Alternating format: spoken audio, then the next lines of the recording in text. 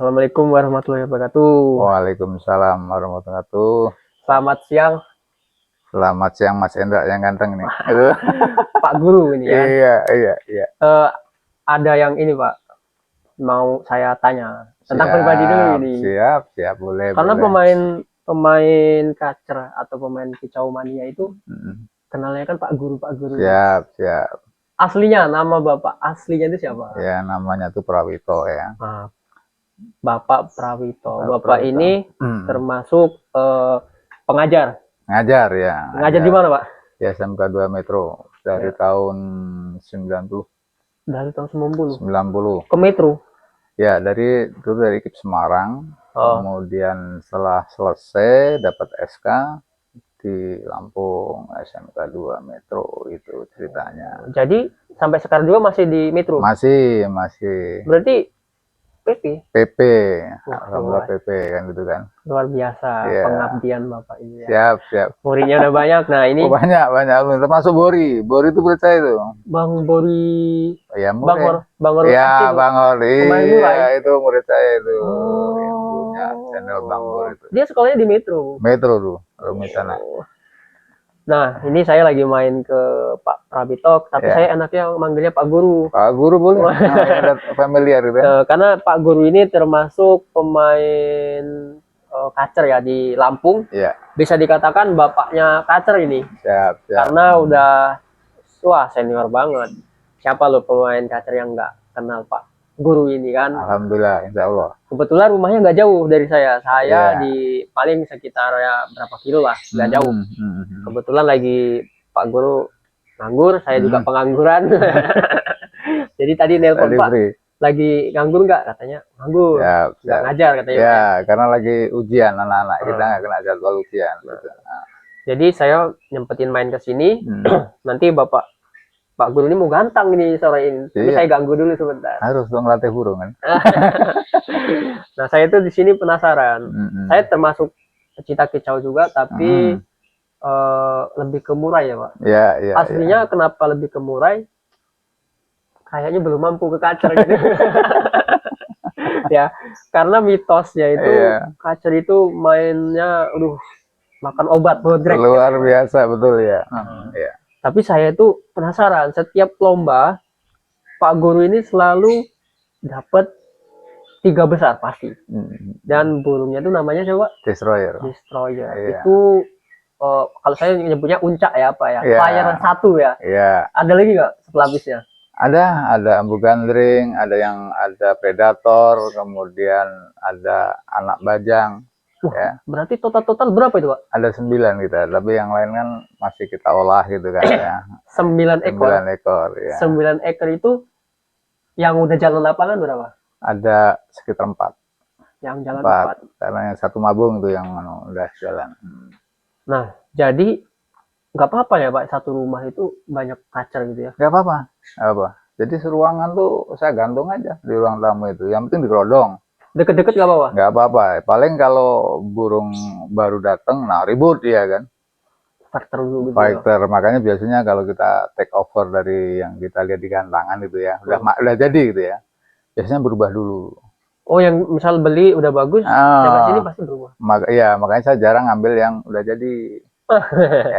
Tapi udah ngambil itu juga udah lihat ya Pak, maksudnya ada prospeknya. Ya. Jadi kalau ngambil itu saya utama itu sebelum kemana-mana itu pasti materinya dulu. Materi pertama nih, tips buat teman-teman yang mau ngambil kacer bahan, materi vokal ya. Jadi kita dengerin aja dulu kan, gaya main itu bisa kita rubah lah gitu. Artinya itu bisa berubah. Ya hasilnya kalau dia misal nakal atau pas kita cek dia turun itu nanti itu PR kita yang kita harus berubahnya gitu. Oh, berarti bisa dikatakan ya, itu bukan masalah ya Pak ya? Bukan masalah, itu dandan nanti. Yang penting modal pertama itu materi vokal. Ya. Gaya bisa diatur lah. Bisa diatur. Misal yang turun dikasih ranjau. Iya, ranjau atau nanti IF-nya di setting atau mandinya kita setting, penjemurannya kan gitu. Oh, nah kalau untuk kacer ini sama nggak sama kayak murai? Misal kalau murai itu sebutannya apa ya? settingan kunci ya Pak ya. Hmm. Misal contoh sore 4, Hmm. paginya 4, nanti pas lomba paling naik 2 jangkrik atau coloknya Hongkong itu sama. Kalau Di kacer untuk sama. kacer sama. Di kacer sama, hanya kacer itu sangat jauh berbeda ketika eksekusi lapangan. Oh, maksudnya gimana nih? Saya belum agak bingung nih. Eksekusi lapangan itu ketika lomba itu banyak faktor yang membuat kacer itu baper. Misalnya panas, ya kan tuh. Kemudian di mana kita gantang, di pinggir atau tengah. Oh, maksudnya kan? tempat gantangnya ya berubah. gantangan ya. Kemudian mungkin kebisingan tempat, apa banyak lalang mobil, kan ada gantangan yang dilewati mobil itu kan ya, ada yang kacer kita berubah kan itu kan ya. Ini kemudian pedoknya tuh namanya kita masih belum lomba besar ya, apakah ada untuk nyantelinnya enak enggak gitu loh. Itu hal yang terpenting eksekusi ya. Dan biasanya itu yang sering merubah dia tuh pas mau lomba, kebiasaan malamnya itu. Misal nih hari Sabtu udah disiapin, Sabtu besok hari Minggu, malam Minggu lah ya, malam Minggu udah disiapin, pas mau berangkat itu, nah itu biasanya yang bisa berubah. Malam minggunya, misalnya kita harusnya kan ngasih jangkrik 10 ya, kadang lupa nih kan, kadang-kadang banyak kegiatan, wah tuh kurang, ini kadang berpengaruh ini. Walaupun satu hari selip Pak. Selip ya, kadang-kadang nih di awal dia selipnya itu, nanti di awal dia gantang pertama tuh kadang-kadang dia belum maksimal. Nah biasanya kalau kita ini menyebutnya sesi pertama gantang tuh gambling. Oh ini tabur-tabur aja lah ya, uang birahnya sambil kita ngelihat kan, kita kan seperti manajer sepak bola sih, kita lihat permainan kita kayak gini ya kacer kita kan ya. Nah kita evaluasi nanti sesi kedua apa yang kurang, apa yang harus kita benerin gitu biasanya gitu. Oh berarti kan perawatan murai sama kacer itu saya nyimak beda. Misal kalau murai udah perawatan hariannya udah pas, 80% tuh kalau udah emang kita udah yakin jalan, insya Allah jalan gitu. Problem kayak yang tadi Bapak sebut itu minim ya Pak ya kalau murai. Kalau kacer ini sangat lebih berpengaruh. Sensitif, kecuali mungkin yang mapan ya. Untuk mapan bener kita kebanyakan sih baper gitu ya. Makanya saya nggak begitu heran yang kacer pertama tuh kadang nggak maksimal ya, seperti itu ceritanya gitu kan. Nah ini tips ini. Kita ini lagi bahas tentang kacer tapi yang nggak bahan-bahan banget ya. Yang dimaksud bahan itu bukan kombyok, bukan. Bahan itu udah rawatan, udah kepantau bunyi, makanya kita tahu isiannya apa. Iya betul. Kalau bahan, kalau misal kita ngombyok itu bisa nggak sih Pak buat lomba itu? Bisa. Hanya prosesnya kan lama agak. Dan ini sebenarnya gini ya, kalau kacer itu sebenarnya bukan jokinya atau perawatnya yang hebat, memang kacernya bakatnya udah hebat. Nah contoh nih destroyer nih, saya cerita aja destroyer dulu dari Mas Ucup itu kan, dari Mas Ucup. Oh destroyer itu dari Mas Ucup ya. Ucup plat B itu kan? Plat B. Oh ya. Sekitar 2023 kalau nggak salah. Itu melangkur biasa nggak keruan, tapi saya dengar isiannya pertama itu hebat sekali gitu ya. Nah tetapi dasar burung ini bandel Mas, jadi pernah jatuh di pekor tuh sebelum saya kandang ke atas, jatuh. Enggak jatuh dari caturan? Dari pohon. Oh ini di pedok lah. Nah pedok kan ada bolanya tuh, tiba-tiba bola itu saya rapiin sebentar, kasih jangkrik, bunyi lagi Mas, di atas tambah gila gitu. Kemudian lagi nih di Natar, jatuh juga itu di masjid, taruh kan jatuh, masih jalan. Kemudian pernah 2 kali lepas, dia nggak terbang Mas burung itu, makan gila sekali burung itu, gila sekali lihat saya. Itu cuma di sini Mas, begitu ada gantungan burung digantung ya, nggak langsung nempel, makanya dia nggak gampang nangkepnya.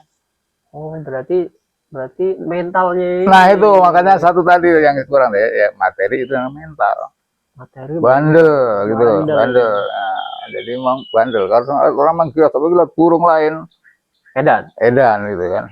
Soalnya kemarin di ganteng tuh masih dokor loh. Guru sedikit loh udah dimainin tuh sama Pak Guru. Makanya maksimalnya kemarin tempat Abah Jenggot itu Iya, udah sampai mulai. ngeluarin isian panjang luar biasa itu. Nah, masa nah ini ketemu top perform gitu kan ini. Saya tuh udah mantau di terakhir itu udah ini burung lancar lah ya, mabung kemarin lancar ya Pak ya. Lancar, Karena lancar, saya lancar. pas loh, kok kemarin destroyer mabung nggak lama mau lagi udah gitu kan. Iya. Udah cepet Cepet gitu dia, ya. cepet dia.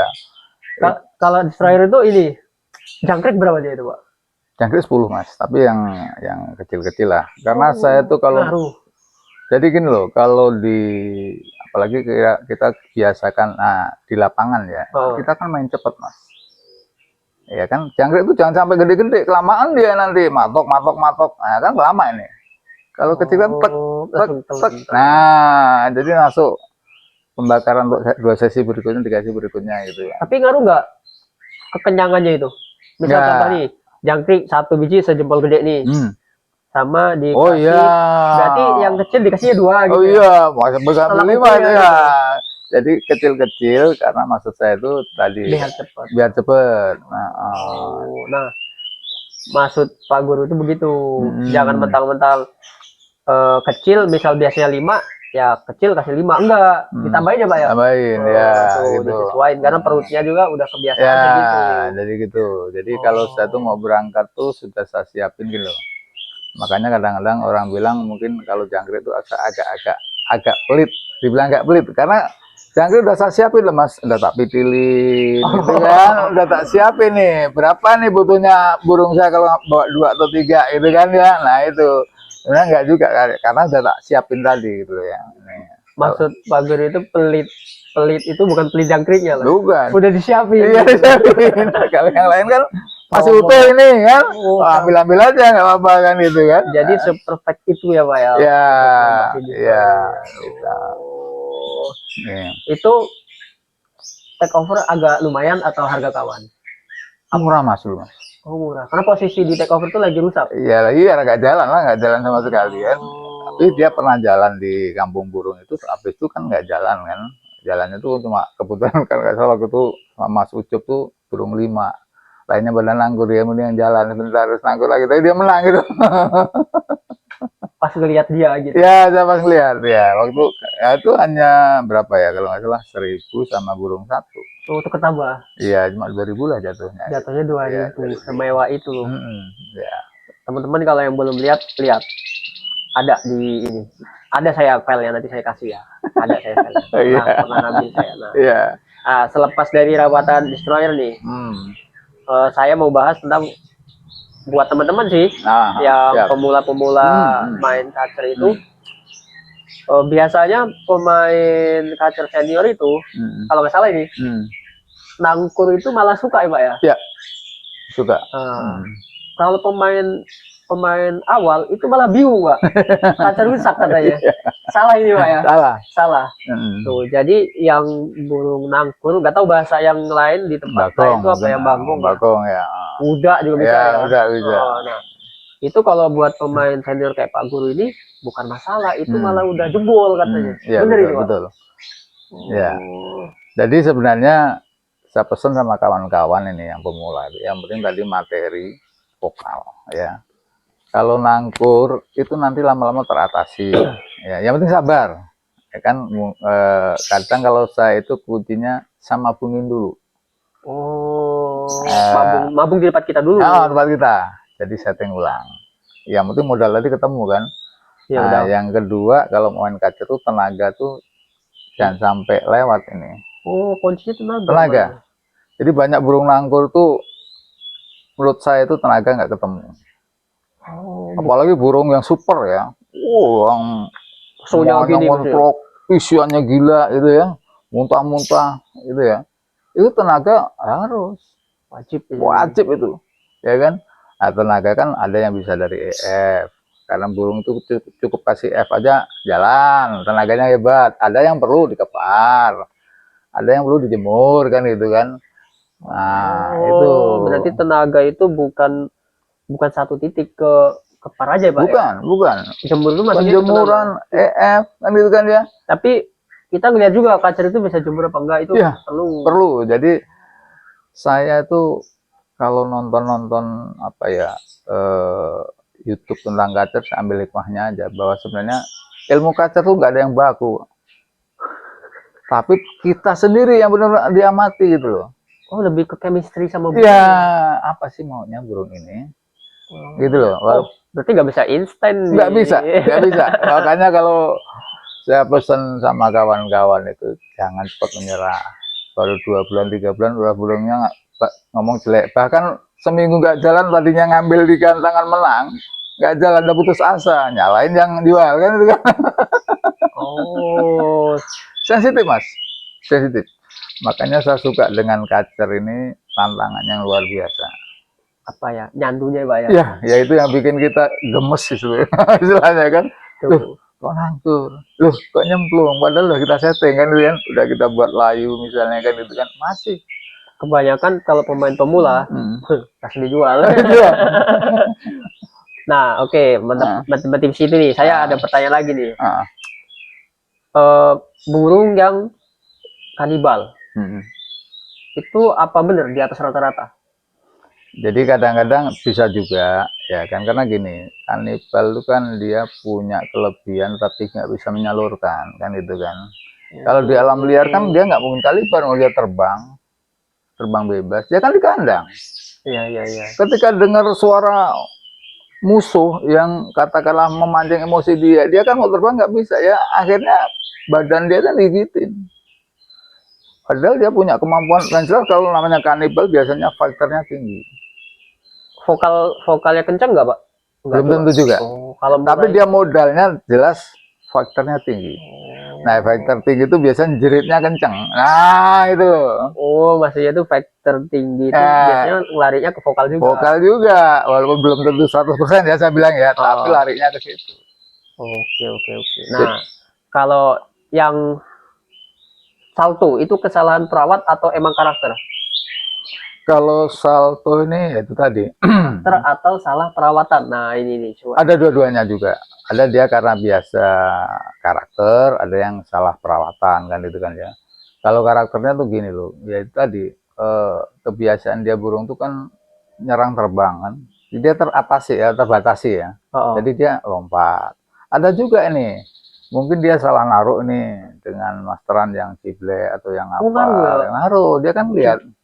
Oh, maksudnya tuh tingkah lakunya diikuti? Ya diikuti. Kan dia ada burung yang sifatnya duplikasi, meniru. Makanya hati-hati masteran apa kan itu kan waktunya banyak itu kan. Nah, itu bisa membuat salto kan itu kan ya. Karakter mah ada ya, karena biasanya kalau dia belum pules itu salto mas. Dia masih ingat kebiasaan. Tapi kalau udah pules lupa. Tadi pas udah selesai lomba lah salto lagi ya? Iya.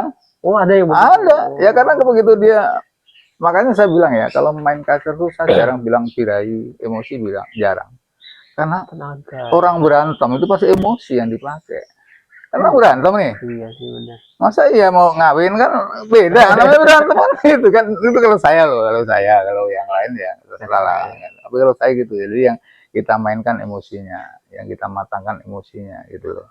Kecuali dia udah capek bener, udah ngeplek gitu kan ya, emosinya apa bedanya naik, emosi turun kan itu kan, karena udah nggak sanggup melawan kan itu kan. Nah itu berarti penyebabnya itu bisa dua faktor. Bisa dua. Sama karakter, sama kesalahan.